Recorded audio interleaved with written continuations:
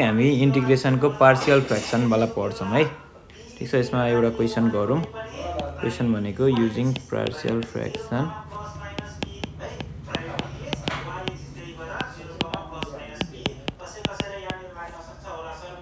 Find integration 1/4y² - 1 dy भनेर एउटा यो क्वेशन सोधिरहेको हुन्छ है त। यो चाहिँ एकदमै सिम्पल पार्शियल फ्र्याक्सनको हो।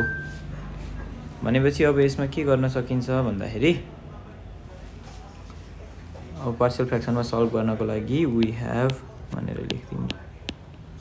आई भनेको कति छ? इन्टिग्रेसन अफ 1/4y² - 1 dy छ। यसलाई मैले इन्टिग्रेसन 1/ के गर्न सक्छु? 2y - 1 अनि त्यसपछि 2y + 1 भनेर लेख्न सक्छु है। अब पार्शियल फ्र्याक्सनको लागि लेट गर्नु पर्यो। लेट के गर्नु पर्यो? इन्टिग्रेसन नगरौँ है त। यसमा लेट के गर्नु पर्यो? 1/2y - 1 अनि त्यसपछि 2y + 1 is equals to a/2y - 1 plus b/2y + 1 भनेर आउँछ है। हामीले यो लेट गरेको। अब a र b को भ्यालु हामीले फाइन्ड गर्नु पर्यो। त्यसको लागि अब के गर्नु पर्यो भन्दा यहीँबाट हेरेर गरौँ है त। 1/ के छ? 2y + 1 अनि त्यसपछि 2y - 1 छ is equals to a/2y + 1 plus b/2y - 1 divided by LCM लिएको है। 2y - 1 अनि त्यसपछि 2y + 1। अब यो र यो त क्यान्सल भइहाल्यो। भनेपछि 1 इज इक्वल्स टु के रहेछ भन्दाखेरि 2ay + a plus 2by - b। ठिक छ।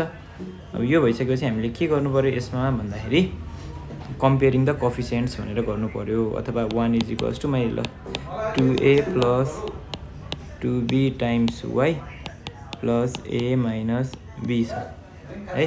अब मैले यसमा के गर्छु? कम्पेयरिङ द कोफिसिएन्ट्स भनेर लेख्छु।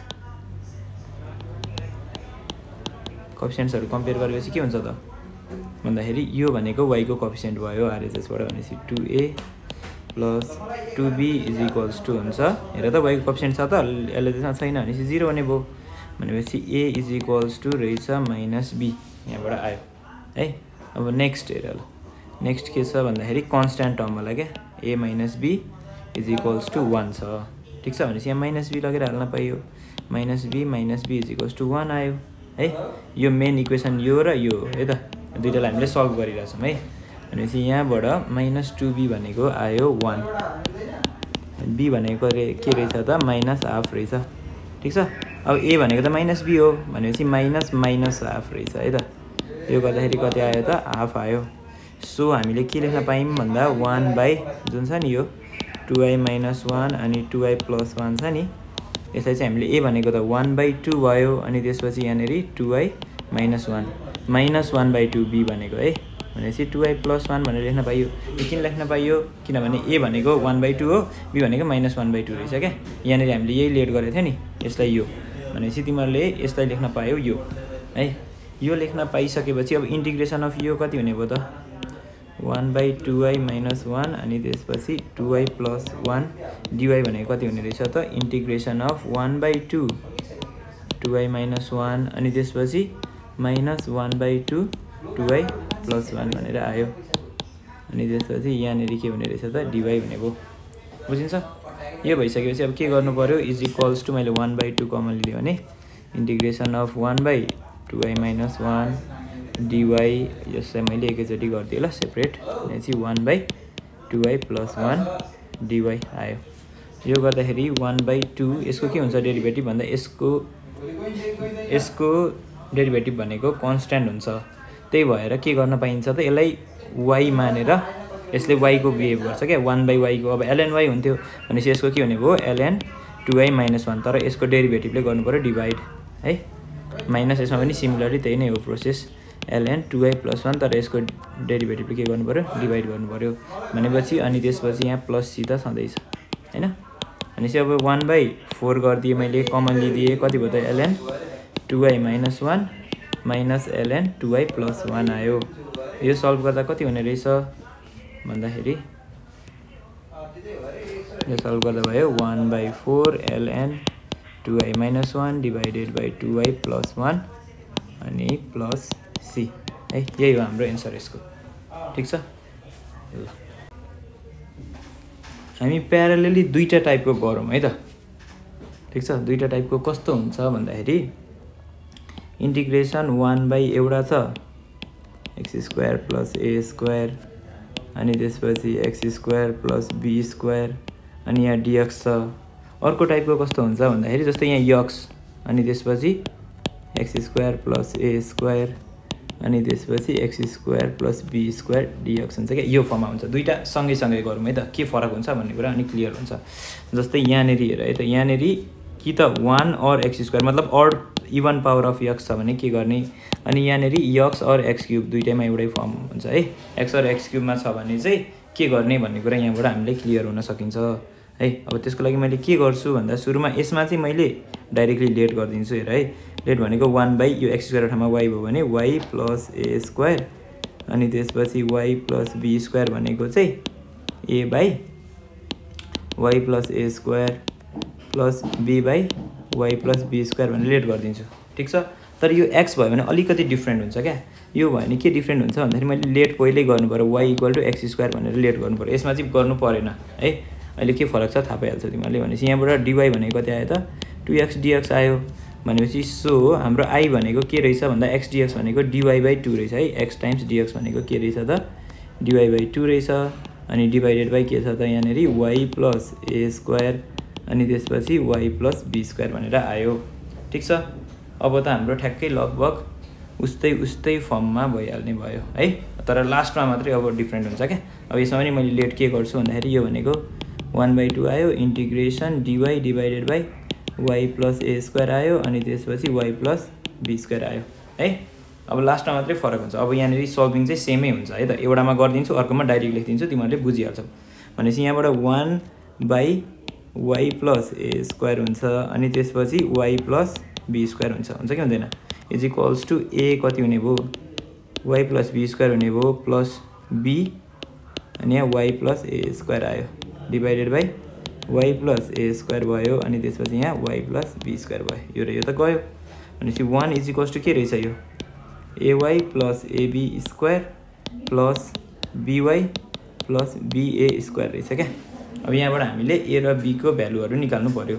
त्यसको लागि हामीले के गर्छौँ भन्दाखेरि 1 मैले a + b मा y कमन लिदिए। अर्को भनेको चाहिँ हाम्रो कन्स्ट्यान्ट टर्म ab² प्लस अर्को के थियो त ba² ले मैले एक ठाउँमा लेखिदिएँ। अब मैले के गर्छु कम्पेयर गर्छु क्या। कम्पेयरिङ द कोफिसिएन्ट्स भनेर गरेँ। कोफिसिएन्ट्स कम्पेयर गर्दा यो भनेको y को कोफिसिएन्ट हो भनेपछि a + b भनेको यहाँनिर y को कोफिसिएन्ट केही छ छैन भनेपछि 0 भयो है। भनेपछि a भनेको के रहेछ त यहाँबाट a = -b रहेछ है त। अब त्यसपछि कन्स्ट्यान्ट टर्म हेरौँ ल। कन्स्ट्यान्ट टर्म यहाँ के छ ab² + ba² = 1 छ। यतातिर पनि कन्स्ट्यान्ट टर्म 1 छ। अब a को ठाउँमा -b हाल्यो भने -bb² + ba² = हुने रहेछ 1 है। b कमन लियो भने a² - b² भयो 1। भनेपछि b भनेको कति आयो त 1/a² - b² आयो है। सिमिलरली अब यहाँबाट a भनेको त के हो त -b हो भनेपछि -1 कति आयो त a² - b² आएछ है। ठिक छ। यो अहिले यसमा सेम नै हुन्छ है। अब म के गर्ने भनेर लास्टमा मात्रै भनिदिन्छु। भनेपछि अब यहाँबाट हामीले के लेख्न पाइने रहेछ भन्दाखेरि हाम्रो 1 यो छ नि यो जुन y + a² अनि त्यसपछि y + b² छ नि यो भनेको चाहिँ हुँदो रहेछ a भनेको -1/a² - b² आएको थियो। अब डिभाइडेड बाई कति त y + a² छ। यो डिभाइडको डिभाइड भनेको मल्टिप्लाई भयो है। अनि त्यसपछि +1/b मा के थियो त a² - b² आएको थियो अनि डिभाइडको डिभाइड फेरि यो मल्टिप्लाई भयो भनेर मैले लेखिदिएँ है। यसमा क्या यहाँ हेर है मैले लेट के गरेको छ a/, यो गरेको छ a/, यो गरेको छ भनेपछि a को ठाउँमा हाम्रो आएको थियो 1/-a² - b² आएको थियो त्यही गरेको। b को ठाउँमा 1/a² - b² आएको थियो त्यही लगेर राखेको है। अब यो सल्भ भइसकेपछि यहाँनिर हेरौँ है त। भनेपछि अब हामीले यहाँ के गर्न पाइयो भन्ने कुरा बुझ्नु पर्यो हेर है। यदि यसको ठाउँमा x² छ भने हाम्रो फर्स्ट क्वेसनको है यो चाहिँ फर्स्ट क्वेसनको लागि यसो छ भने x² + a² अनि त्यसपछि x² + b² यो भन्नु र हेर है यो भन्नु र इन्टिग्रेसनमा -1 यो भनेको अब a स्क्वायर - b स्क्वायर यो कन्स्टेन्ट आयो y को ठाउँमा x square plus a square लेख्नु यो एउटै कुरा रहेछ है। यहाँनिर अब म अलिकति हटाएर सानो लेखिदिन्छु है। x square plus b square भन्नु के रहेछ त यहाँ dx पनि छ है त ठीक छ यहाँ dx पनि छ एउटै रहेछ। भनेपछि अब यसमा हामीले कमन लिदिउँ ल मैले के कमन लिदिन्छु -1 a square - b square common लिदिए है। यो गरे भने कति हुन्छ भन्दाखेरि integration of 1 x square plus a square -1 x square plus b square minus common लिएको छ त्यही भएर माइनस आयो है यसमा। भनेपछि कति भयो त यसलाई अलिकति मिलाएर लेख्यो भने माइनस छ त्यही भएर यहाँ b स्क्वायर - a स्क्वायर आयो। अब यसको इन्टिग्रेसन कति होला भन त मलाई यसको integration x square plus a स्क्वायरको त थाहा छ तिमीलाई 1/a tan इन्भर्स x/a भयो माइनस छ है यहाँ -1/b tan इन्भर्स x/b है त अनि त्यसपछि प्लस c यो भयो एन्सर एउटाको है फर्स्ट क्वेसन जुन थियो नि त्यसको भयो है त। अब त्यसपछि सेकेन्डमा चाहिँ के फरक छ त भनेर हेरौँ है। सेकेन्डमा पनि मैले के गर्छु भन्दाखेरि यहाँसम्म सेमै गर्छु है त यहाँसम्म चाहिँ के गर्छु त सेकेन्डमा पनि यहाँसम्म चाहिँ सेमै कुरा युज गर्छु है यहाँसम्म भन्नाले यहाँनिर अब मैले के गर्छु यसमा सेम लेट गरेँ मैले यो dy 1/y plus a square यो छ नि अघिको सेम मेथडले सल्भ गरेर यो भनेको चाहिँ मैले के गर्छु भन्दाखेरि निकाल्छु क्या यो भनेको 1 छ नि यहाँ 1/y plus a square y plus b square सेमै मेथड हो है। यो सल्भ गर्दै जाँदाखेरि के आएको थियो भन त मलाई यो भनेको यो आएको थियो यो सेम मेथड हो। अब यो लगेर मैले यहाँ हालिदिन्छु भनेपछि यो सेकेन्ड पार्टको है त यो। भनेपछि अब त्यसमा चाहिँ के गर्नु पर्यो तिमीहरूले भन्दाखेरि हामीले चाहिएको भनेको 1/2 इन्टिग्रेसन त्यति त्यो सल्भ गरेर देखाइदिइहाल्ने कति dy divided by y plus a square अनि त्यसपछि y प्लस b स्क्वायर त्यति सल्भ गरेर देखाइदिइसकेपछि यो भनेको 1/2 छँदैछ। अनि त्यसपछि -1/a भनेको यति आएको थियो अनि त्यसपछि यहाँनिर y प्लस a स्क्वायर छँदैछ अनि त्यसपछि यहाँनिर के गर्न सक्यौ तिमीहरूले भन्दा plus 1/a square minus b square यो भनेको चाहिँ b आएको थियो है त यो क्यापिटल B है ल। अनि यसको अब के गर्नु पर्यो यहाँनिर इन्टिग्रेसन छुटेछ इन्टिग्रेसन गरेर dy गर्नु पर्यो यसमा चाहिँ dy गर्नु पर्यो क्या त्यसमा चाहिँ x गर्नु पर्यो है त्यही फरक छ। भनेपछि अब तिमीहरूले यहाँ के गर्न सक्यौ भन्दाखेरि अब -1/2 मैले यहाँनिर a square minus b square common लिदियो भने integration 1/y plus a square minus 1/y plus b square भनेर आयो यहाँ dy छँदैछ है त। भनेपछि कति आयो त भन्दाखेरि 1/2b square minus a square लेख्दै यो माइनस चाहिँ तल मल्टिप्लाई गरिदिएको। अब यसको त डाइरेक्ट हुन्छ के हुन्छ भन त ln y plus a square हुन्छ किनभने यसको डेरिभेटिभ कन्स्ट्यान्ट हो त्यही भएर अनि त्यो पनि 1 हो भनेपछि त डाइरेक्ट फर्मुला आउन पाइयो ln कति हुने रहेछ त y प्लस b स्क्वायर किनभने यसको डेरिभेटिभ माथि एभाइलेबल छ भनेर बुझे भयो यसको डेरिभेटिभ 1 माथि एभाइलेबल छ त्यही भएर भनेपछि हाम्रो डिफ्रेन्ट फर्मुला लाग्दो रहेछ क्या त्यसमा x हुनु र नहुनुले धेरै फरकै हुने रहेछ है। ln अब यसमा तिमीहरूले y plus a square divided by y plus b square plus c भनेर लेख्न पायो। अब y भनेको के हो त भन्दाखेरि 1/2b square minus a square अब y को ठाउँमा हाल्दियो अब y भनेको त x स्क्वायर हो x square plus a square divided by x square plus b square plus c भनेर गर्न सकियो है। भनेपछि यो जुन कोएफिसिएन्ट छ नि यो चाहिँ सेम मेथड हो ल यो हामीले यो निकालेको यहाँ मैले जति गर्दिएको छु नि यसपछिको योहरू चाहिँ सेम मेथड हो यो मेथड यसमा पनि गर्नु पर्यो यो मेथड यो लेट गरेर a र b को भ्यालु जुन झिक्नु पर्ने छ नि यो मेथड गरेर यसमा पनि गर्नु पर्यो किनभने यहाँ त यही छ यही त यसैको त सल्भ गर्ने हो नि 1/2 यो गरिसकेपछि a र b को भ्यालु हाल्दाखेरि जे आउँछ नि a र b को यति आयो a को यति आयो त्यति लगेर यहाँ हाल्दिए है। तर मलाई यो भनेको यति थाहा छ यो भनेको यति थाहा छ भनेपछि मैले तलकोमा यो माथिको त तिमीहरूले बुझिहाल्यो होला यो भनेको यति थाहा छ भने यो तलवालाकोमा चाहिँ मैले के गरिदिएँ भन्दाखेरि यसको ठाउँमा मैले यति भनेर राखिदिएँ है। तर यो चाहिँ वाइकै फर्ममा छ किनभने हामीले इन्टिग्रेसनै चेन्ज गरिदिएको थियौँ क्या त्यस अगाडिकोमा चाहिँ हामीले इन्टिग्रेसन चेन्ज गरेको थिएनौँ एउटा कुनै भेरिएबल भयो भने के हुन्छ भनेर हेरेको थियौँ अनि यो भेरिएबलको ठाउँमा x स्क्वायर लगेर हालिदिएको थियौँ क्या ल यसरी नै सल्भ गर्न सकिन्छ है यो दुईवटा टाइपको।